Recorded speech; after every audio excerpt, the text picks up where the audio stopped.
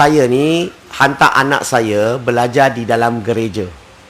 Jangan ikutlah. Itu maksud saya. You mana berani mau hantar? Betul? Lim berani. So, saya hantar anak saya ke dalam gereja. Sebab gereja ni, dekat Melaka ni, sebuah gereja tu, orang sana ni orang yang baik-baik. Dikelilingi oleh orang Islam. Saya tak tahu Islam sampai ke tak sampai kepada mereka. Saya tak tahulah ulama ke, mufti ke, ustaz ke, akan pergi berdakwah tak kat dalam. You rasa-rasa? Saya tak tahulah. Saya cubalah nak berdakwah.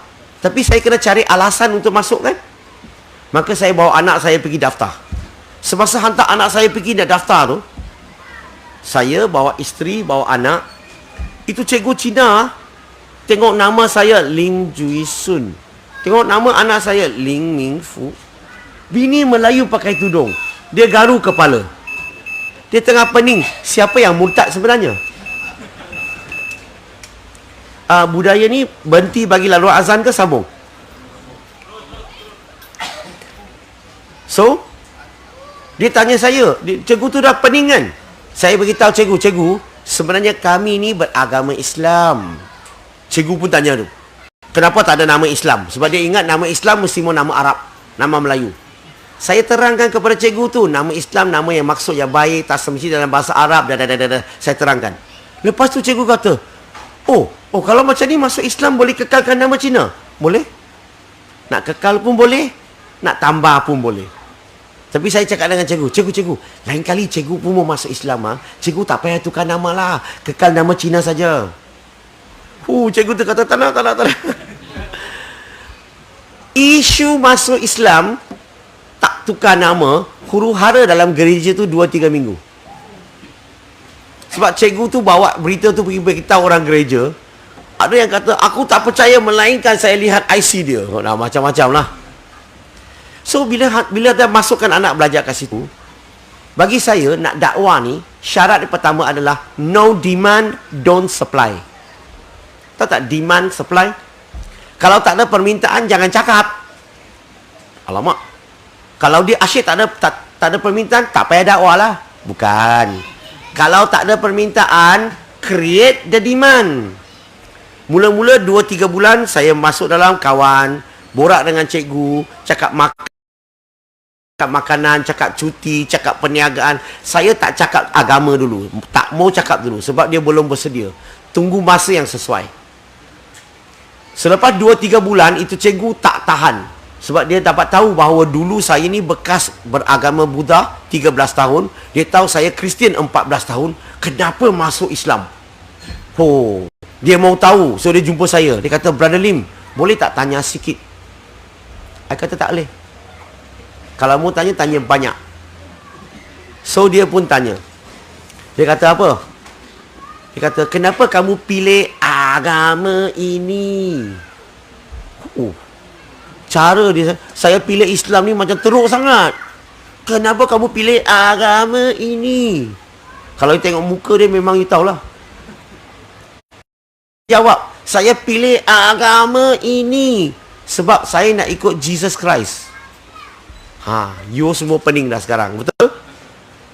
Saya sudah berjaya buat you pening. Sekarang saya nak tanya, saya nak kasih Panadol dulu semua. Dalam Islam, kita beriman tak kepada semua Nabi? Kita beriman tak kepada Nabi Isa alaihissalam? Nabi Isa alaihissalam Muslim ke tak Muslim? Sekarang ni saya nak masuk Islam, nak ikut Nabi Isa alaihissalam. Ada masalah tak sekarang?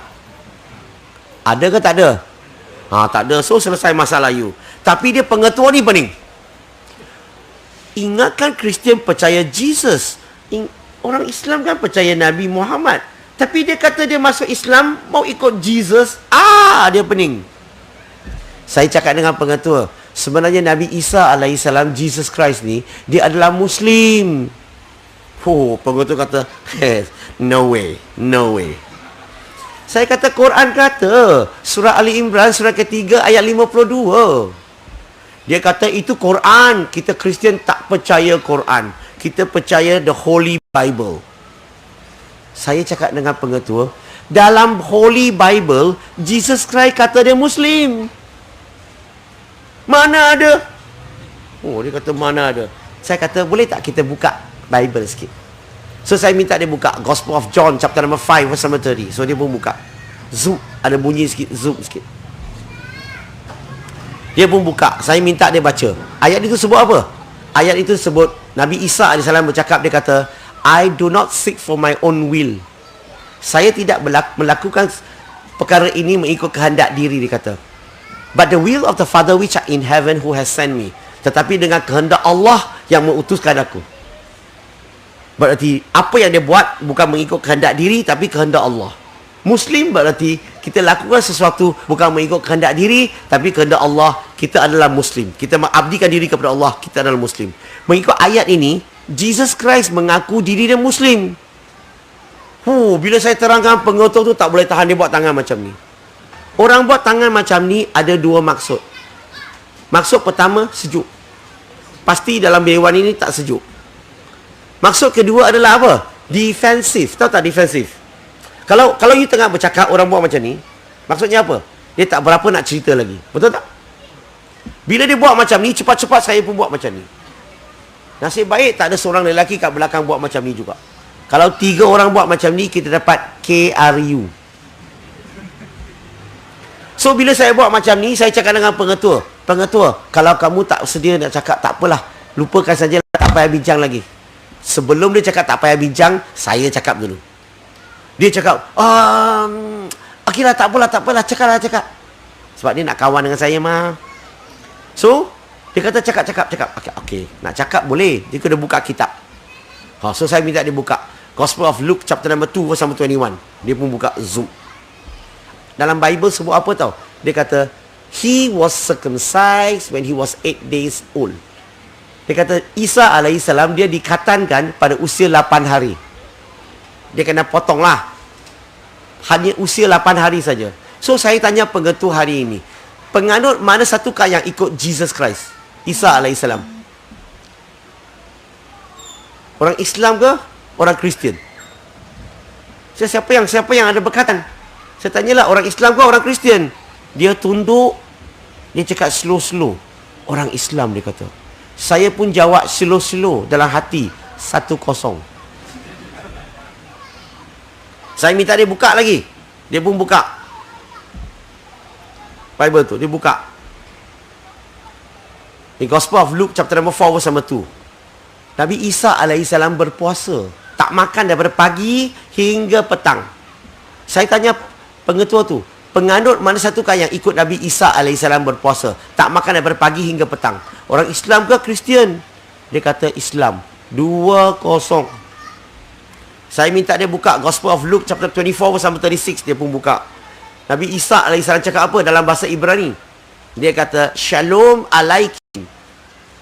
Dia bagi salam. Anak murid dia jawab, Alaikum shalom. Assalamualaikum. Waalaikumsalam. Hari ini, penganut mana satukah hulu hilir nampak sesama penganutnya, bagi salam, jawab salam. Macam Jesus. Orang Islam ke macam orang Kristian? You pernah dengar tak orang Kristian bagi salam? Assalamualaikum. Waalaikumsalam ada? Yang bagi salam, orang Islam. Jawab salam, orang Islam. So, pengetua tunduk kepala cakap, orang Islam. 3-0. Kalau main bola kena 3 biji, hat-trick. Saya tanya dia lagi. Dalam Gospel of Matthew, chapter 26, verse 39. Minta dia buka. Tunjuk dia ayat itu. Cuba baca. Macam mana Nabi Isa AS solat? Macam mana dia sembahyang? Dalam kitab tersebut, and he fell on his face on the ground. Dia letak dahi dia ke atas lantai. Saya tanya pengetua, sekarang ni mana satu penganut yang sembahyang atau solat macam Jesus Christ? Orang Islam ke orang Kristian? Oh, kali ini dia jawab laju. Laju dia kata, Islam dia kata. Tiba-tiba dia kata, Lim, saya ada hal penting kena balik office. You rasa dia ada hal penting dia senap pening. Dia pening. Balik office 2-3 jam kemudian dia keluar. Dia cakap, Brother Lim, minta maaf. Saya rasa saya tak boleh cakap dengan kamu lagi. Saya kata, what is the problem? Dia kata, saya takutlah kalau saya cakap lagi, saya akan ikut agama kamu. Siapa yang goyang? Nampak tak? Saya buat dia marah ke kebenaran yang buat dia marah? Ini cara kita berdialog. Dan saya cakap dengan pengetua, kalau kamu betul-betul, saya cakap dengan dia, kalau kamu betul-betul mau ikut, jangan ikut Brother Lim lah. Brother Lim kan manusia biasa, banyak kelemahan. Kalau betul-betul mau ikut Jesus Christ. Itu pun kalau you sayang kat Jesus. Faham ke ni? Hui, saya sayang nak tunjuk masa dia lagi. Dia kata dia sayang. Saya cakap dengan dia, kalau kamu sayang, ikut Jesus. Dan saya cakap dengan dia, cuba bayangkan kalau Nabi Isa alaihissalam, Jesus Christ wujud sekarang di depan kita. Kalau tengok gambar orang Kristian buat, mata dia biru, handsome janggut panjang, macam Taliban.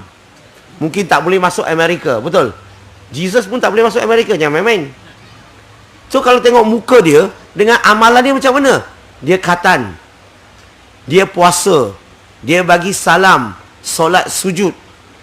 Amalan, rupa dan amalan dia, saya tanya, menyerupai kita orang Islam ke menyerupai orang Kristian? Dia kata orang Islam.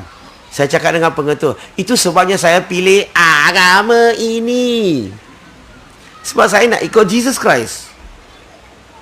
Nampak tak hujah saya? Bukan mau cari gaduh, tapi ilmiah, tetapi relax.